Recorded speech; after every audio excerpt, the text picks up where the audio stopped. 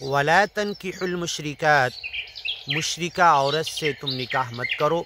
حتیٰ یؤمن، جب تک کہ سچے گیان اور ایمان پر وہ نہ آ جائے، سچے مالک کی وڑک لے کر اس کا نراکار روپ سمجھ کر اس کے ایمان پر پکی ہو جائے اور ایمان، اسلام، قرآن، دین کی ساری باتوں پر پوری پکی اتر جائے۔ اذا جاءک المؤمنات مہاجرات فامتحنوہن، کوئی مومنہ عورت اگر ہجرت کر کے مدینہ کی طرف آتی ہے کہیں سے تو تم اس کا امتحان لے لو، اچھے سے پرکھ لو، جانچ لو پکی مومن ہے۔ ایسے نکاح کے لیے بھی کر لو، جانچ پرکھ لو واقعی ایمان اس کے دلوں میں گھس چکا ہے کہ نہیں اور ایمان پر چلے گی یا نہیں، یا معاشرے میں بدکاری،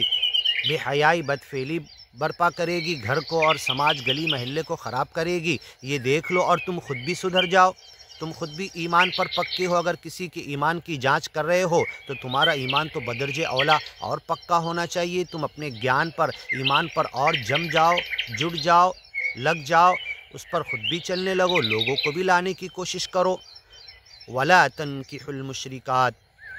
شرک کرنے والی عورت سے نکاح مت کرو، حتیٰ یؤمن، جب تک کہ وہ گیان اور ایمان میں داخل نہ ہو جائیں۔ وَلَأَمَةٌ مُؤْمِنَةٌ، باندی، لونڈی، غلام، لڑکی بہتر ہے، خیر من مشرکہ، شرک کرنے والی لڑکی سے، وَلَوْ أَعْجَبَتْكُمْ، چاہے شرک کرنے والی لڑکی تمہیں کتنی ہی اچھی لگے نکاح کے لیے۔ وَلَا تُنْكِحُوا الْمُشْرِكِينَ حَتَّى يُؤْمِنُوا، اپنے گھر بار، سماج، خاندان اور مومنہ کسی لڑکی اور عورت کا نکاح کسی مشرک مرد سے مت کراؤ، حتیٰ یؤمنوا، جب تک کہ وہ مکمل طور پر ایمان میں داخل نہ ہو جائیں۔ وَلَعَبْدٌ مُؤْمِنٌ، غلام بندہ یہ بہتر ہے جو مومن ہو، خیر من مشرک، کسی مشرک سے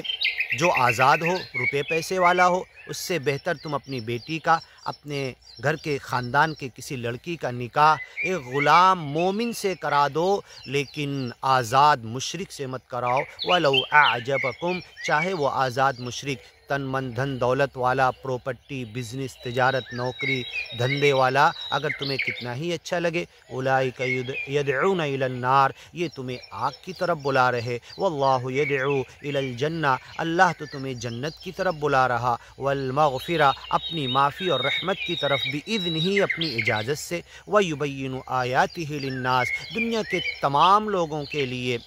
ہر ذات پات کے، ہر انسان، بنی آدم انسان کی اولاد کے لیے اپنی باتیں، اپنی آیتیں، گیان اور ایمان کی باتیں، زندگی میں کیسے جینا، کیسے نکاح طلاق، کیسے ایک دوسرے کے ساتھ بیہیو کرنا، پوری دنیا کے انسان آپس میں کیسے رہنا، ان کا تعلق سچے مالک کے ساتھ بندگی کا کیسے ہو، لوگوں کے ساتھ سیوا کا، اچھے بھاؤ، پریم اور محبت کا کیسے ہو، اور نام اسمرن، سچے مالک کی یاد، بندگی اور بھکتی کیسے کرے، یہ ساری باتیں ہم نے گیان اور ایمان کی قرآن میں بیان کر دی ہے، اور اس سے پہلے جتنے نبیوں کو بھیجا ان کتابوں میں بھی ہے، کچھ گڑبڑ ہوئی، اس کی بہت ساری باتوں کی تصدیق قرآن کرتی ہے،